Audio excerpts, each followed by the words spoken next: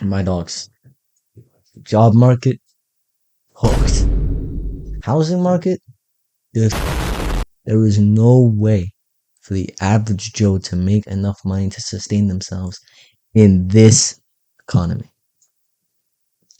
Except for gambling, baby, yes sir!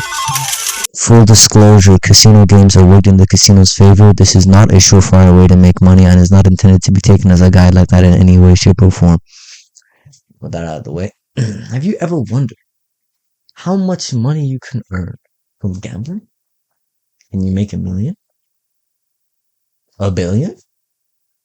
How quickly? Well, stick around because I'm going to be testing all this stuff on stream in GTA Online to see if we can hit a billion before GTA 6 drops. Plus, we'll see if the GTA Casino is more or less rigged than the ones in real life. But aside from that, let me get you in on the strategies and games I learned about in my 5 minutes of Googling the topic so that we're not like the random NPCs that walk in with $100 and win nothing. We are the exception. For starters, here's what's not to do. Walk up to those random slot machines you see near the casino entrance. Those are the worst games to play. Don't let the high payouts fool you, because they have a high-ass house edge. House edge is basically a measure of how rigged the game is in the casino's favor, i.e. which games pay them the most amount of moolah. Practically all games have a house edge, but they vary from game to game, so whenever people tell you that some games are good to make money on, what they mean is they have a low house edge. Typically games that involve a lot of luck, like the slot machines, have high house edges in casinos, and those that involve a little bit more skill have lower ones. Now let's move on to the first important thing that you need to know, which is gambling strategy. These are the way that you should be putting money on the table for bets, so you can take the money from the casino and spend it on a strip club down the street. The most effective strategies are the ones that focus on making money in the long term. An example of this is the martingale strategy. And you move on to the greatest graphic program of all time to show you. Alright, so we're going to have to separate this into two things. You have your wallet, and then you have the table. The wallet is going to be the amount of money that you bring to the casino to play with, and then the table is how much money you're going to put as a bet for any given game. Let's say your wallet has about maybe $1,000, right? Some of you might not be balling like that, but don't worry about it. Boy! And for the game, you put down $10. The martingale strategy works like this. Let's say you play that game and you lose, so you just lost $10. You play it again, but instead of putting down 10, so you have 990 because you just lost the 10, you put down 20. The idea is, if you win that game that you put down the 20 on, you would have lost 30 because every time you put down money on the table, you lose that amount of money. The casino takes that amount of money, but they give you back that amount of money, plus, like, they give you back double if you win. So you always lose what you put on the table, but you recoup it from the win. So you lost 30 in total, but you gained 40. So in actuality, you made plus 10. That's the idea. And so, as you can see, you made plus 10 in total. That's the essence of the martingale strategy, which is that every time you lose, you double your initial bet, or you double the previous bet, and keep doing that until you win. The idea being that you will always recoup your losses and make back your initial starting bet in profit. So it makes you money in the long term. So, however, there are some things that you do need to consider. The main one being, how much money are you going to put in your wallet? You have to make peace with the fact that at the casino, you're going to lose some amount of money. Look, from one cocky bastard to another. Even if you think you're a hot shit and never going to lose, be prepared mentally to lose that amount of money anyway. Alright? From then on, you're going to have to concern yourself with how much of the wallet money you're going to be putting on the table for your bets. The idea is that you want to put on a small enough amount of money that you can play a lot of games with it, because of the long-term nature of the martingale strategy. Since gambling strategies are concerned with how you make your money bets, and that's it, they apply almost universally to all casino games. So you can just employ the martingale strategy for all of the casino games you play. There are other strategies out there, so if this one isn't to your taste, do your own research. I can't be expected to do it all for you. Chill, lazy ass. Shut the fuck. Alright, next up are the best casino games to play, and there are three main ones, starting with roulette. Now, despite what I said earlier about luck-based games having a high house edge, roulette is actually a good game to play at the casino for money, since there are so many ways you can bet on the outcome. On a typical roulette board, you have options to bet on specific numbers being landed on, the range of numbers, the number being odd or even, and the color. And this means that you have ways to secure your bet so that you are not guaranteed, but more likely to win money. Now for my favorite table game, blackjack. Here's the basics. Stand means you end your turn and let the dealer go. Hit means you ask for another card. Split means you have a pair and separate them into two hands that you play each. And double down means you double your bet, get another card, and then your turn ends. Now in blackjack, the dealer deals you and them two cards each, with one of the dealer's cards being face down. And practically all of blackjack's strategies revolve around the card revealed to you, since it informs your subsequent decision. And for the sake of time, I'm going to give you the simplest advice out there that works, and you can look into it in more detail yourself. So, first strat. When your hand is between 12 and 16 in value, and the dealer's up card, or the card that they reveal to you, is between a 2 and a 6, you stand.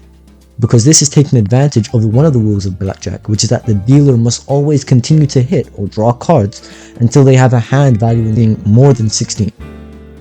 And you hope that the dealer goes bust. Which means that they go over 21. The next strat is that when your hand is a value between 12 and 16, and your dealer has up card is 7 or more, you hit, so that you can match the dealer's strong hand, since they're already likely to have a strong hand, at least stronger than between the 12 and the 16, without having to draw, meaning that they're narrowing the likelihood that they would bust. Third piece of advice is always split aces and eights.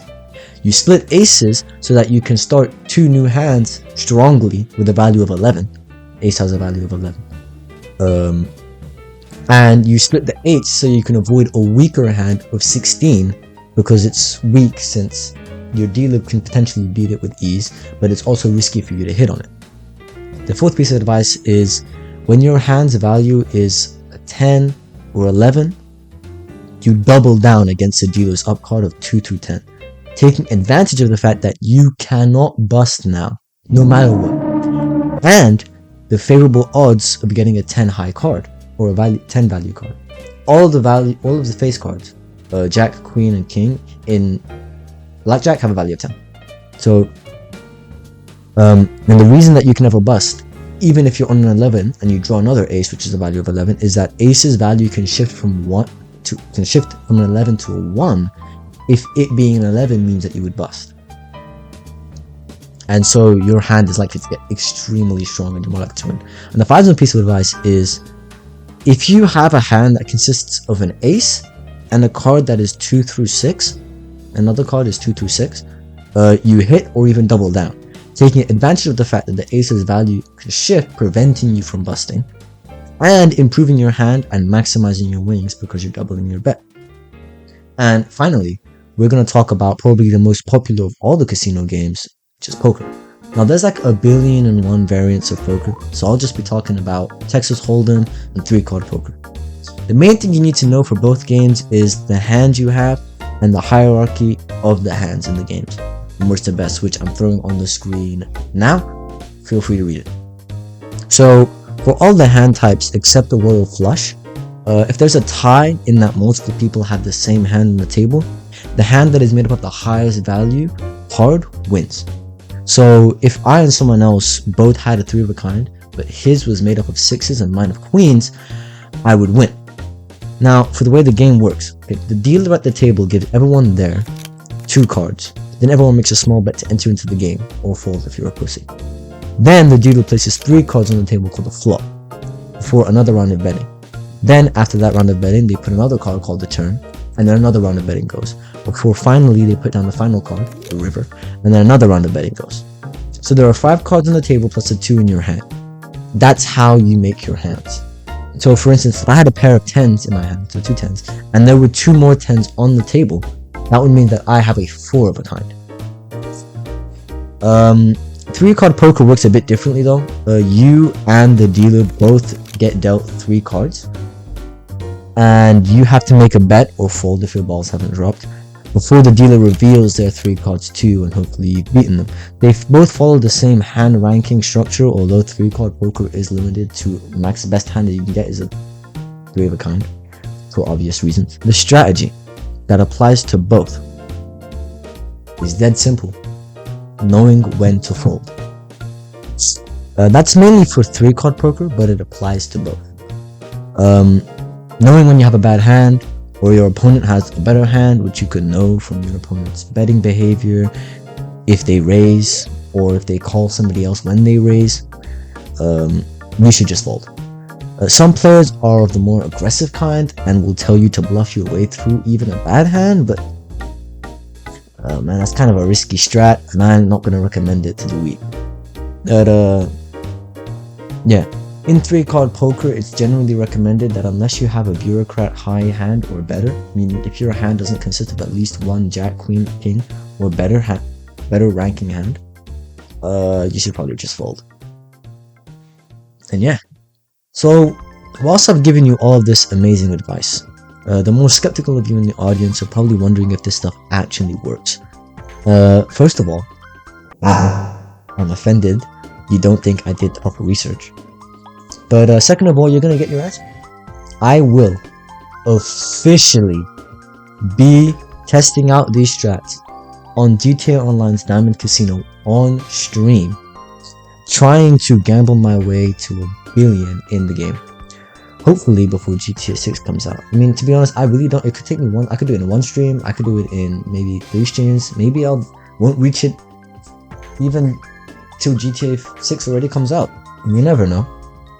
But the exact date and time of the stream is going to be appearing now. I'll be taking bet suggestions, game recommendations. You guys can join. If you have the PS5 enhanced version of GTA Online, you guys can come and get absolutely spanked by me in any casino game. We'll be doing challenges, spending hauls, and it's just gonna be a good time, you know, like, yeah. So you'll be there, whether you like to or not. You're gonna be there. Peace out, my dogs.